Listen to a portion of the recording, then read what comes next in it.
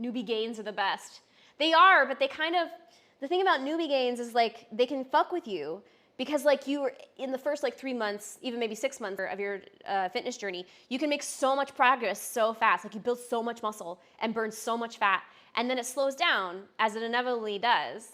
And you'll probably never in your life build muscle as fast and burn fat as fast as you did in the first like 3 to 6 months of your training.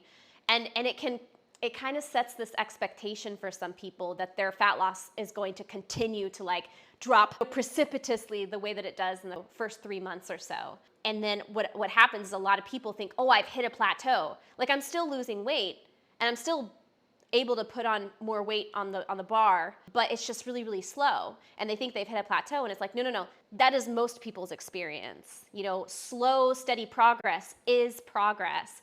And that's just how it is. The more advanced you get, the harder it is to make progress, you know?